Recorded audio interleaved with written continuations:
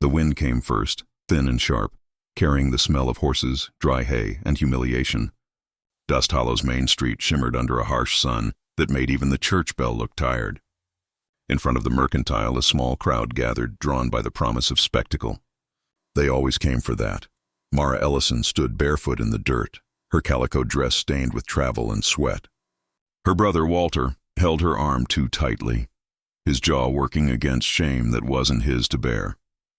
Between them stood a man from the livery, one hand resting on the reins of a dun-colored horse, the other clutching $3 that caught the sunlight like small, cruel mirrors. $3, Walter said, voice dry.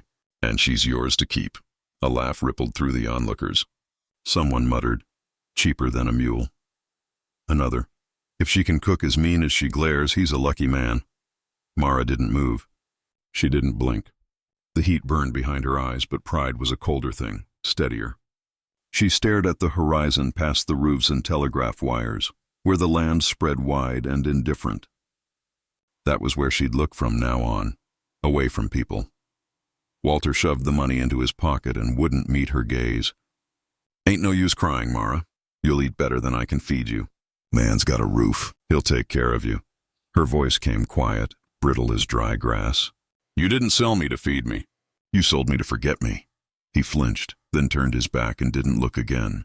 The crowd parted for him, dust curling around his boots as he walked away. Only then did she glance at the man who had bought her.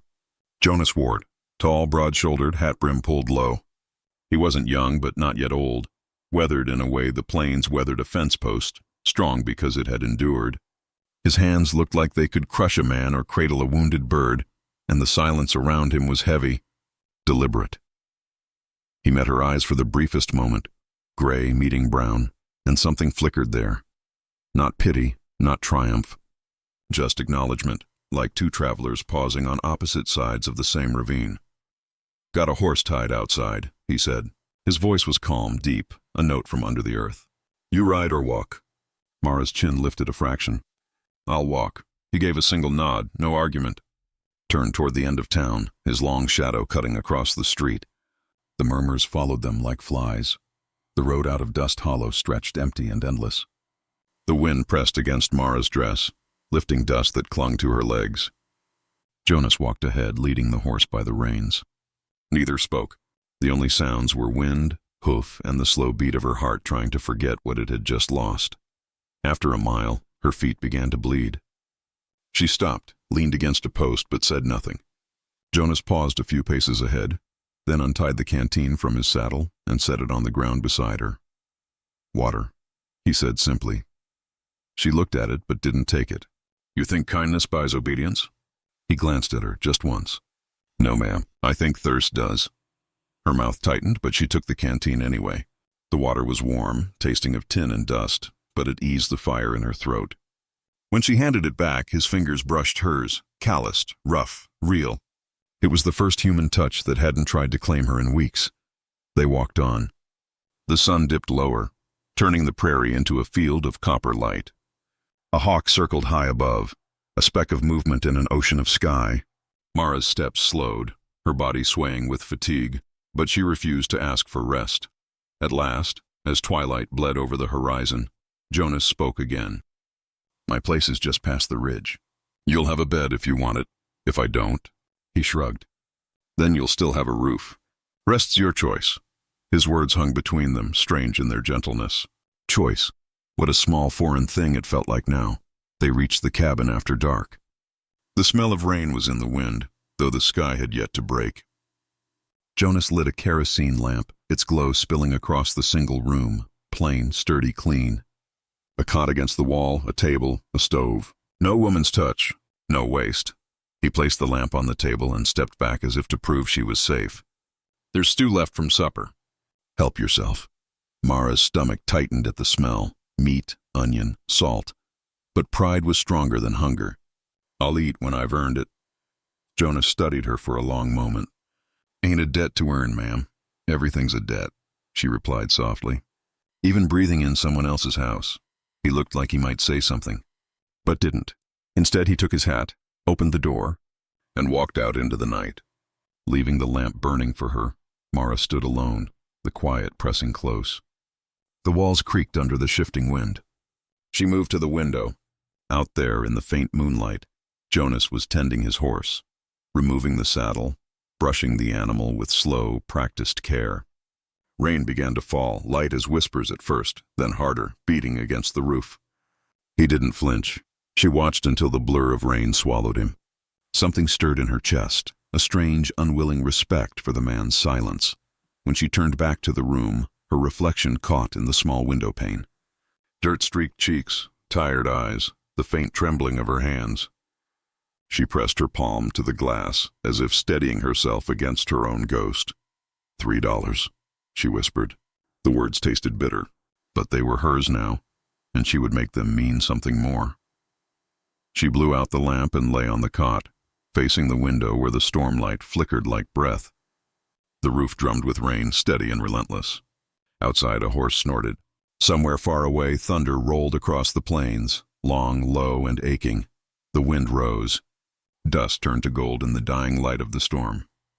Rain clung to the night like a secret. It had been falling since dusk, thin and relentless, tapping against the tin roof of Jonas Ward's cabin, as though trying to be let inside. The wind had quieted now, leaving only the soft hiss of water streaming off the eaves and the occasional creak of wet wood adjusting to cold. Inside, the room smelled of smoke, pine resin, and damp wool.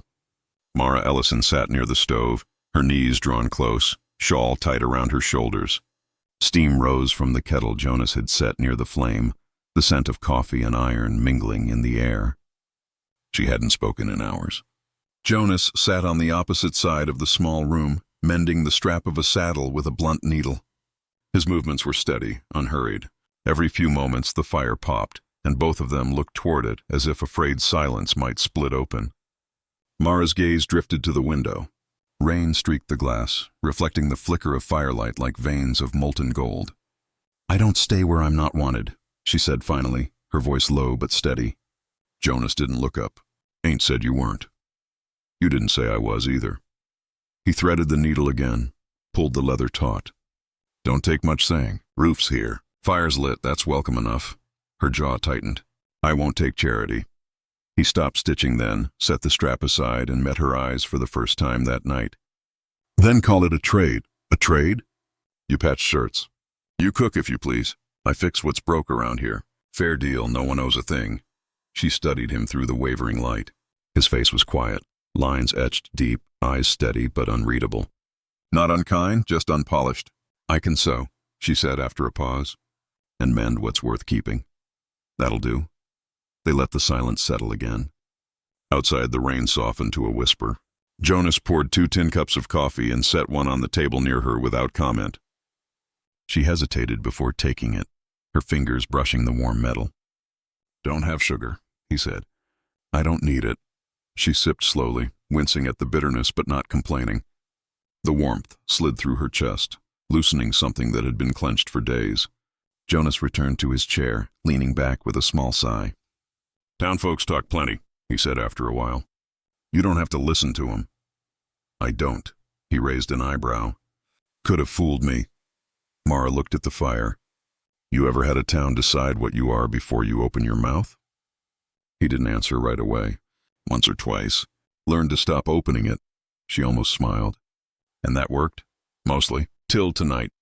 The faintest curve touched her lips before she hid it behind the rim of her cup. Hours passed in that quiet rhythm. The rain eased.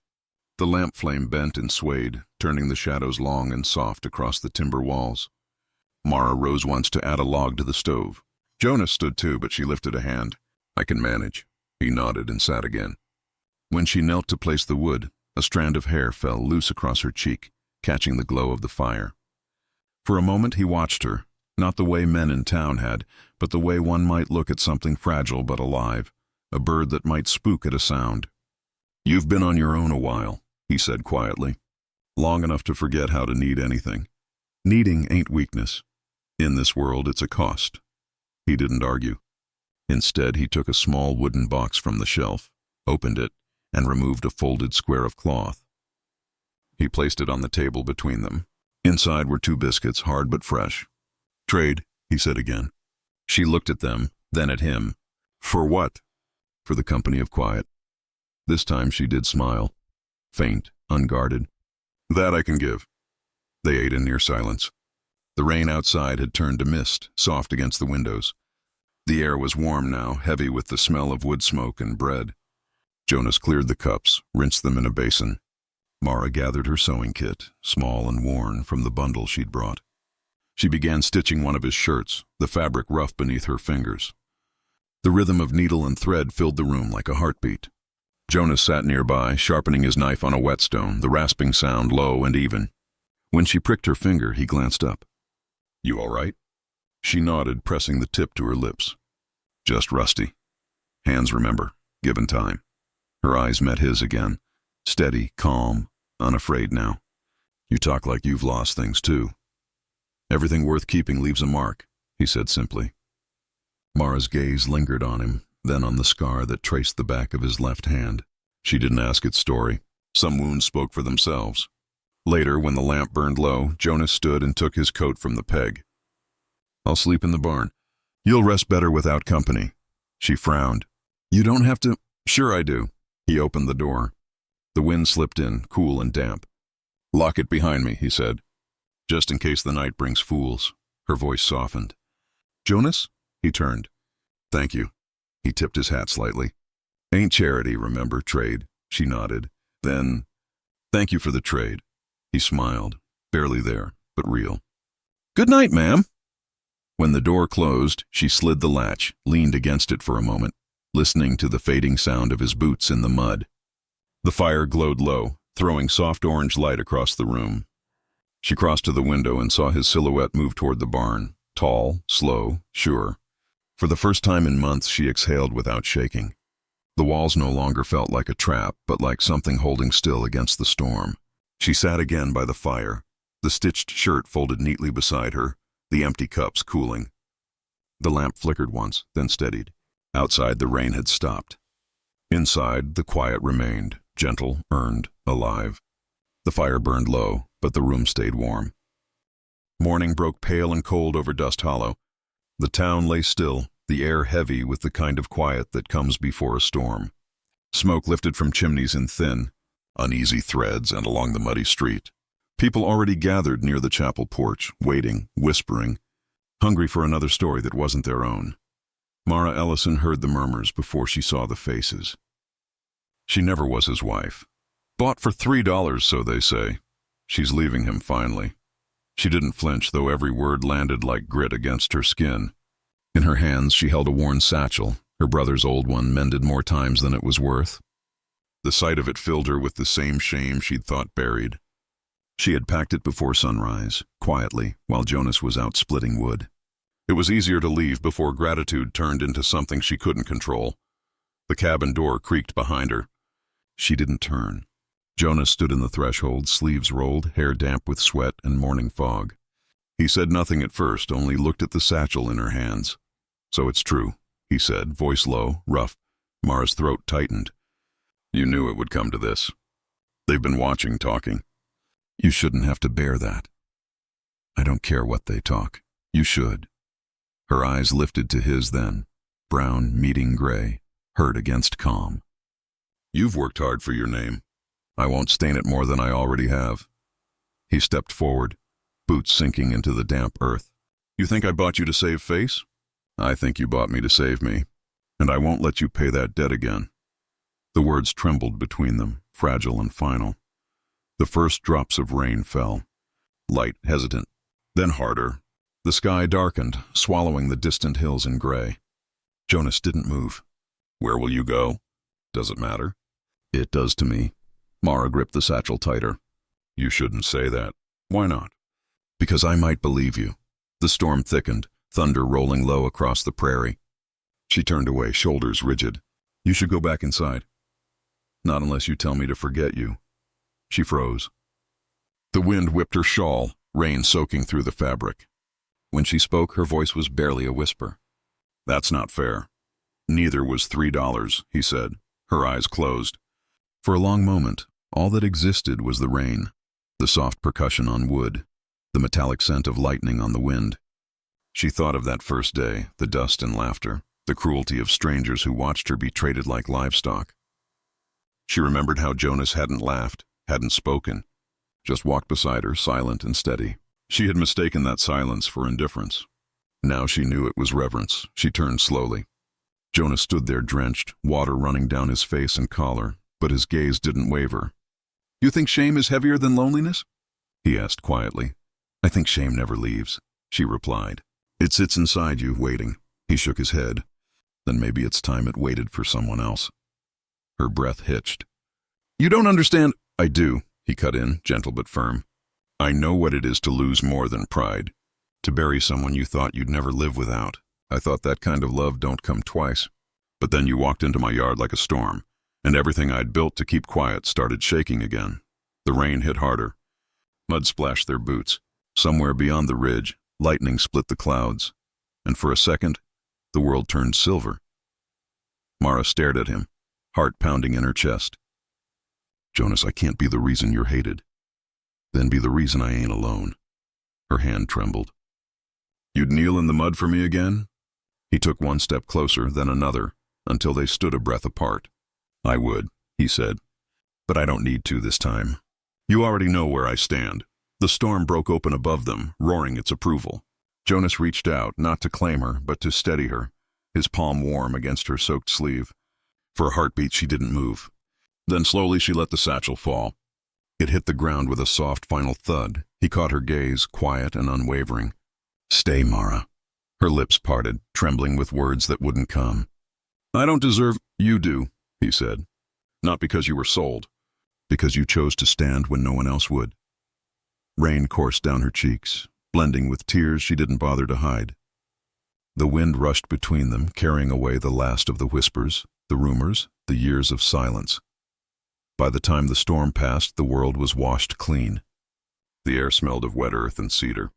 The chapel bell tolled once in the distance, hollow but harmless now. Jonas bent to pick up her fallen satchel and handed it to her, mud-streaked but intact. She looked at it for a long moment, then set it on the porch beside the door. Not inside, not out. Between. "I'm tired of running," she said softly. He smiled, the faintest, most human thing. "Then rest." She hesitated, then reached for his hand. His fingers curled around hers, steady, warm, unhurried. They stood that way, two silhouettes in the pale aftermath of the storm, their shadows long against the wet earth. The wind moved through the grass like a sigh. A single shaft of sunlight pierced the thinning clouds, painting the land in muted gold. Birds began to stir in the eaves, shaking water from their wings. Neither spoke again. There was no need. The storm had passed, but neither wished it away.